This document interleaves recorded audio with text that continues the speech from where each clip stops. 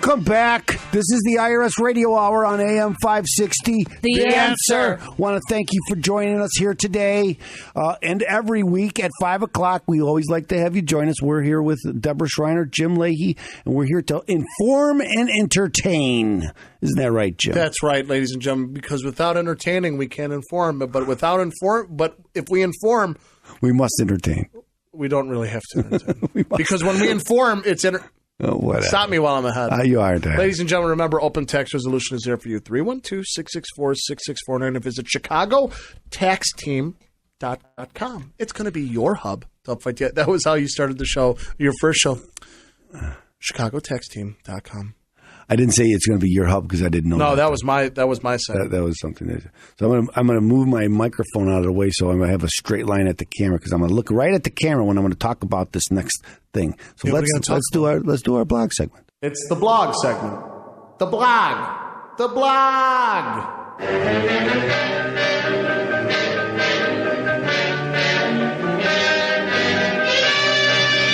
Well, the blog segment is where I talk about what's gone on in my office last week. I just watched Perry Mason last episode. I put it on too last night. There was an episode where a guy killed his wife and she was buried under the floorboard.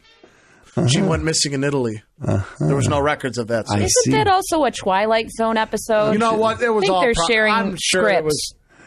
Okay, as I talk about a lot on this show, I usually talk about IRS problems. No, you? Because we are sponsored by Opem Tax Resolutions and the law office of Stephen A. Leahy, PC. Okay, and we help people solve IRS problems.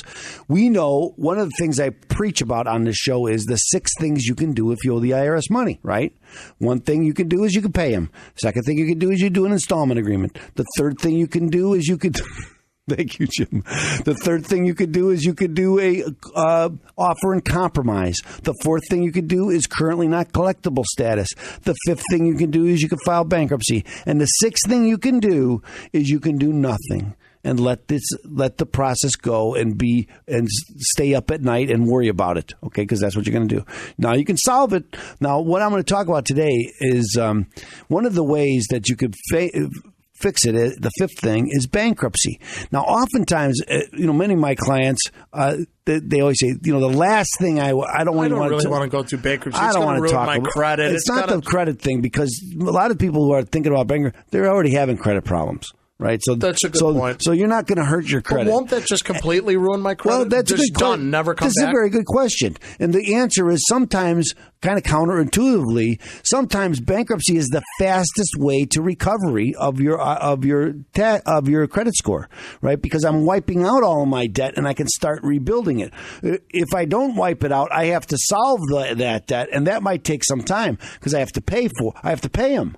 And that's going to take me some time. So again, sometimes the fastest way to a good credit score is filing bankruptcy, but it does take time to rebuild. I always talk about Gary Novell. Look him up. Gary Novell's the credit reporting guru. Okay, that's what got to go to Gary. But anyway, I don't have his number handy. But anyway, so people say, well, Steve, I don't want to think about bankruptcy. I know it's probably the best thing I ever do, but I've always paid my bills. I always try to do the right thing, and I feel this. I have an obligation to pay my creditors, and this is where it comes in, my story. And I told you it's going to be about Abraham Lincoln. Okay, because what I tell people is this: there's really 2 obligations that we have. We have moral obligations and we have legal obligations.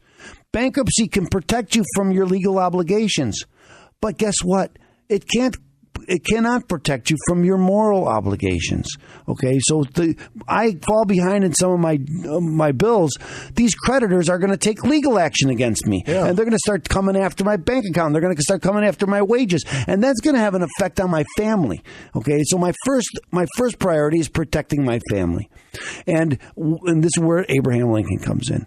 Abraham Lincoln opened a store when he was a young man with a partner. Was it called Honest Abe's? I don't know what it was called. That's something I should look up. But he had a store, and his partner passed, and the store failed. and he left him with a lot of debt. And he had legal people coming after him for legal remedies for the debt that he had. And so he sought protection under the bankruptcy laws to protect him from these legal obligations.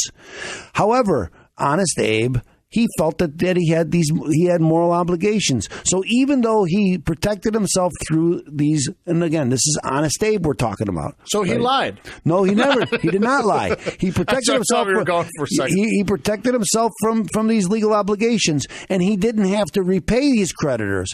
But it took him many years. But he did repay his creditors, all of them, everything that he owed them. Okay, so because he felt he had a moral obligation to do so, and he did so, but he got to do it on his own time without the threat of legal remedies against him, and gave him the room to build so he could pay him back.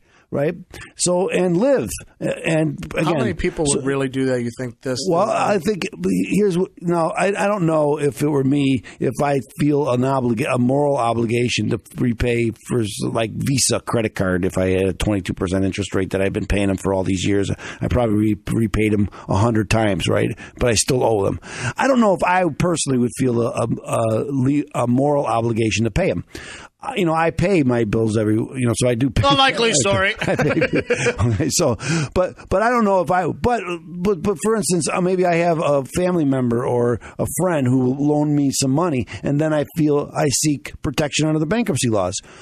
Well, just because I don't have a legal obligation to pay them anymore doesn't mean I don't pay them. I could still pay them. There's nothing legally stopping me from paying them. The legal part is stopping them from trying to collect from me through the court system, or actually anyway. But if I feel a moral obligation to pay them, I can pay them, even if I feel a moral obligation to pay Visa. Maybe I don't. Maybe the moral obligation isn't pay them everything I own, but paying something. Then I could still pay them. Nothing's stopping me from paying people just because I filed bankruptcy. And again, sometimes I need that protection to protect my family and the room that it's going to give me to rebound, because it's going to be very hard for me to rebound if all my wages are being attached and my bank account's being garnished and all my assets are being taken away from me.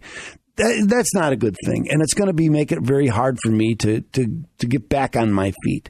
So again, Abraham Lincoln, Honest Abe, sought protection under the bankruptcy laws to protect him from the legal obligations. But we also have moral obligations, but bankruptcy cannot protect you from that. But it gives you room to maybe recover, so you can meet your moral obligations too. So by protecting yourself from these legal obligations, it may give you the opportunity to uphold your moral obligations, right? If for instance, Visa started coming after me and taking and garnishing my wages and all, maybe the moral obligations to my friends, my family, I won't have the money to pay them back. And they went out on a limb to loan me this money, and I can't pay them back because these other creditors are taking all my money. And I can't, and I won't be able to do what I need to do to help my friends and family. And so that's where Honest Abe comes into this whole thing. I have a bust of Honest Abe in my office, and when I start talking about it, I always point to the bust and talk about it. And most people don't understand that Abraham Lincoln filed for protection under the bankruptcy laws. You wouldn't think so. I think we talked about it on the show. So we have before, and it did surprise me. That's why I'm not my floor flabbergasted right now. My floor isn't, or my mouth isn't hitting the floor because you already knew.